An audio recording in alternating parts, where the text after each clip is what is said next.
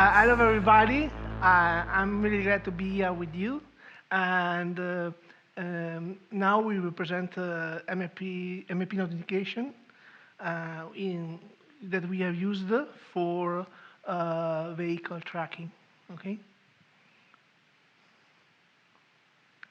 So basically, Apache Milagro is a distributed crypto system for Internet of Things. It's made of a self-contained crypto library.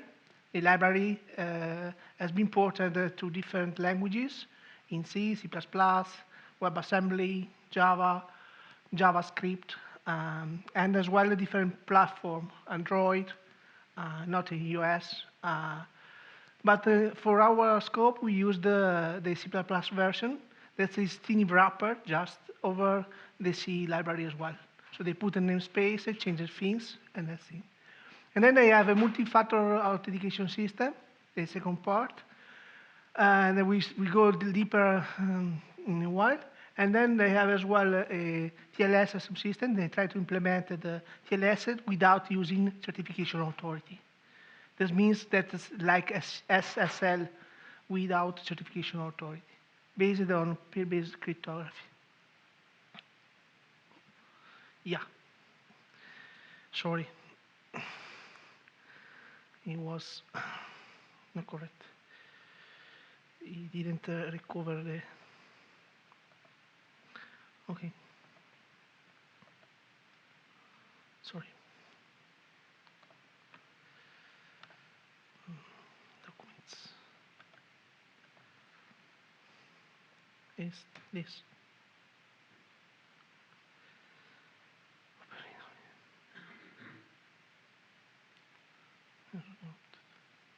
Okay, now I'm more happy. Okay, and the URL of this is milagro-incubator-apache.org. So the idea is going forward, public key public key infrastructure. So in our case, we know that the current state-of-the-art authentication is public key infrastructure plus password. So previously you have a connection in SSL, TLS, and then you provide to a user password, or other variant of password can be biometric authentication, and so on. So the idea is that this doesn't work in the Internet of Things environment for several reasons. Because any device needs to be secured against password stealing. And we need to, every time, update the certificates in each client, in each device, or find a way that provides infrastructure to update the certificate. And then we have to deal with the certification revocation as well. In our case, the certification authority becomes too many expensive for a fleet of vehicles. So our market is being done from a lot of small companies. So we have to find a solution to this. So the idea that we had, that Milagro had, and that we borrowed, is to decompose the certification authority in two parts. One is trusted, and one just for registration. So we need a kind of distributed trusted authority, and it needs to be replicated, okay? And we need to find an algorithm in some way that is able to share the secret between different, because we don't want, one, a single point of failure, and second, we don't want a single point of compromise. We want that if one breaks one of our distributed trusted authority that are managed by trusted professional inside your company, in our company, we can as well provide a way to work in the system. And the registration authority works as the legitimate owner of the user and the public keys. The trusted authority has the same function, more or less, of a certification authority, okay? But it's their own control. So in order to solve this problem, in the mid-80s, we had a new brand of cryptography. It's called identity-based encryption, okay? To a guy, we give him an identity, Okay, this is the example. And we have a trusted server. Okay? The trusted server share with Alice some shared parameters. Alice uses this shared parameter to cipher a message and give to Bob, and Bob gets from the same first server the private key to decrypt. This is the idea of Milagro, or the MFA authentication. For doing this, we need a setup phase that we'll see later. So basically, we need a mechanism for secure setup, and then we'll see later what's it. And we need a mechanism for authentication or revocation. This has been done inside Milagro using time permits. We associate to each identity and the key associated to the identities a permission on time. And we use the time permits for authenticating. And then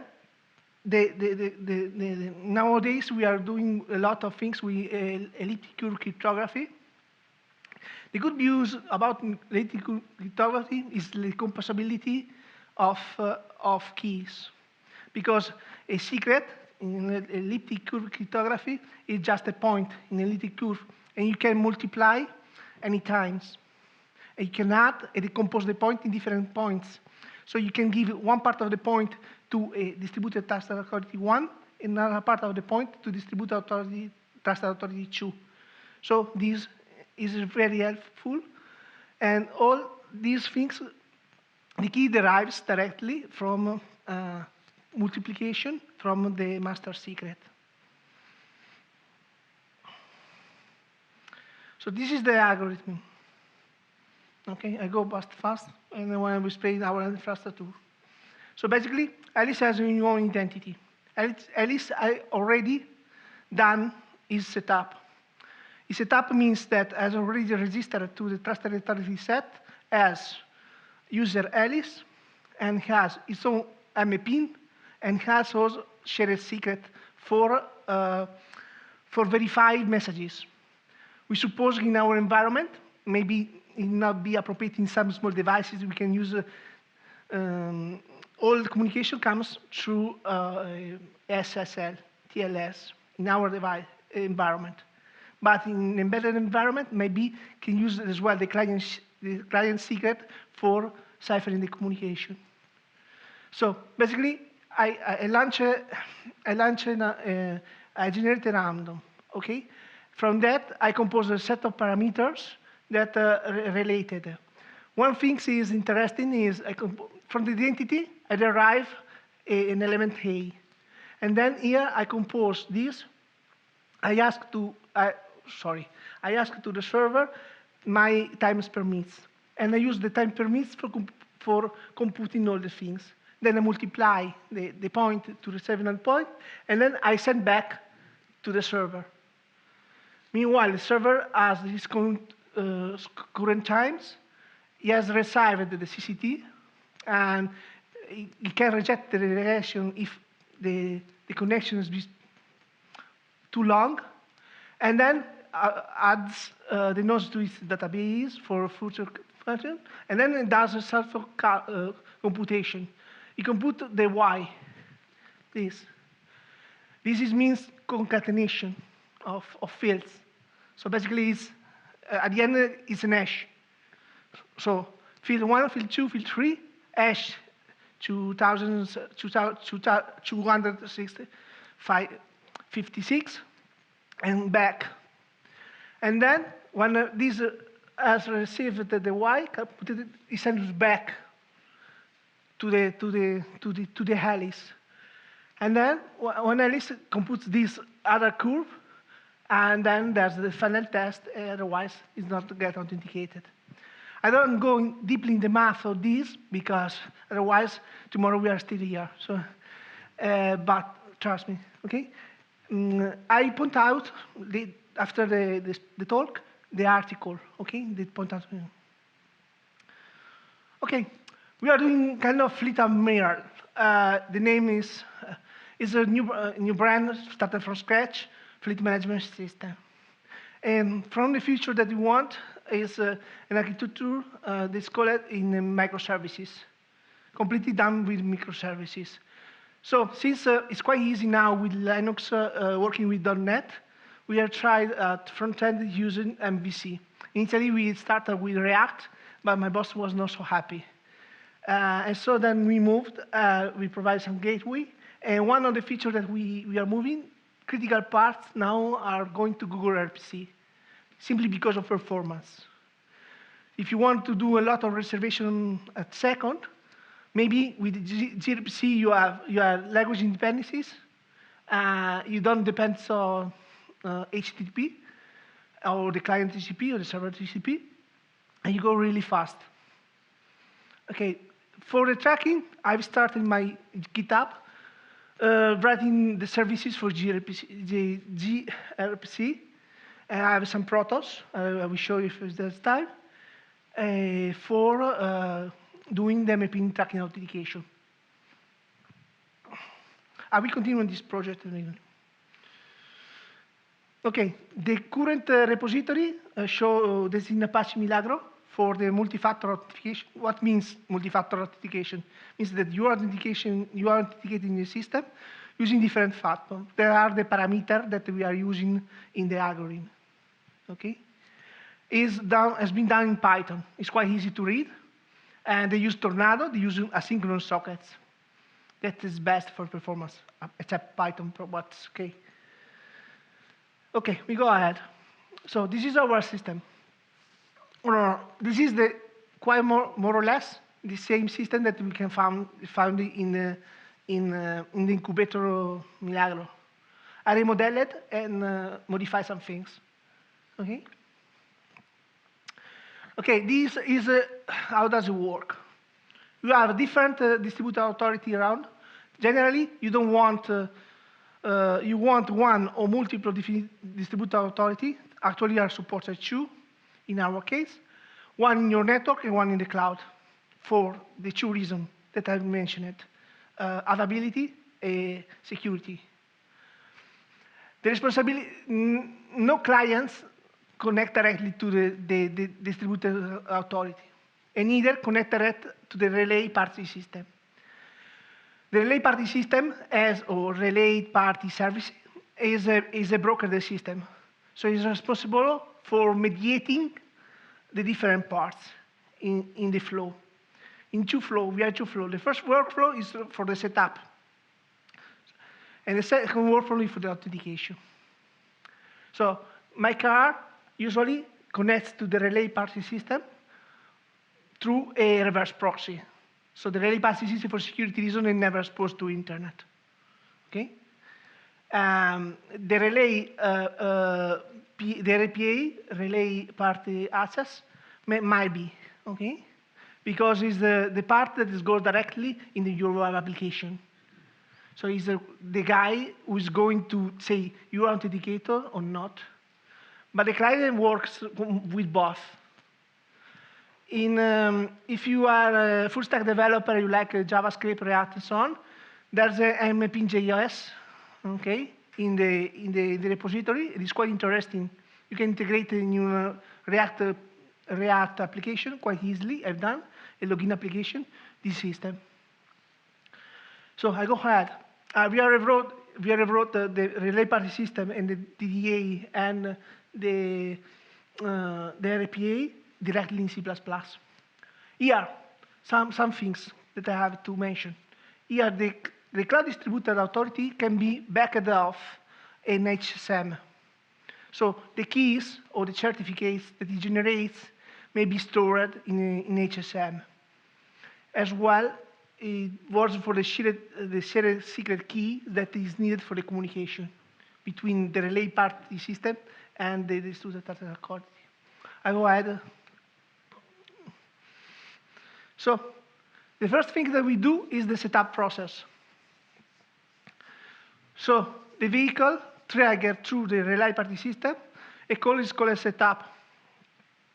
Another call is two calls: setup and time permits, and that's it. The process of the setup, of this kind of setup, is the following one. We want to verify that the user is in the system. is valid.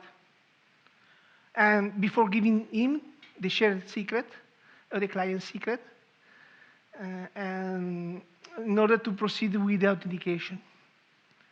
Otherwise, we want to register the user inside the system.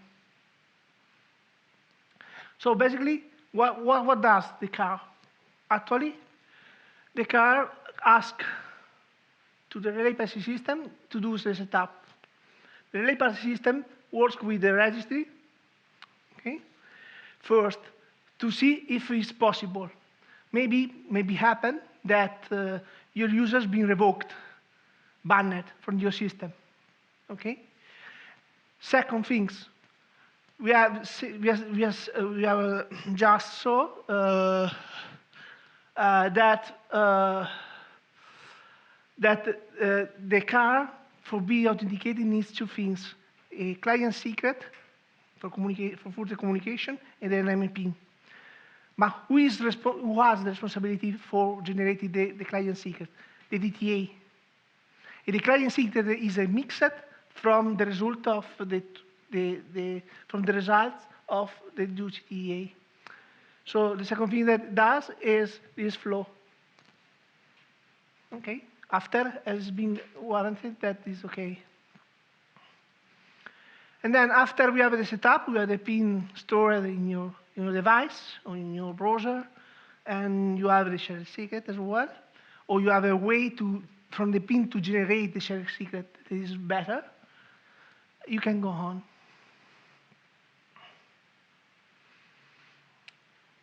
Okay.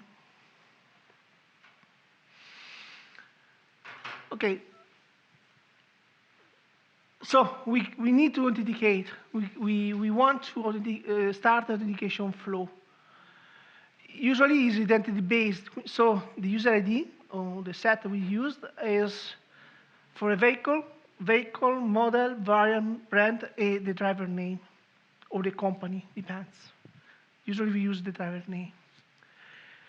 We give it to the system, to the relay party system. That is the broker. Okay. 2 minutes left. Okay, sorry. So I go fast. With the relay party system, and then the relay party system does initiate an authentication flow and asks time permits, the possibility of revocation for the possibility of revocation for the car, and consults as well the representation system if the user is being banned. Then the RPS consults the DTI for composite time permits. First, asking something to the DTA, always consult the RPA if it's possible.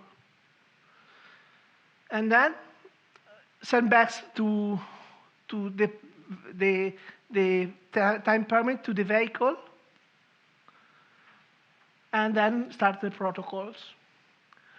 The protocol that you already seen. So at this point, we have everything we need for starting the protocol. And then it's finished.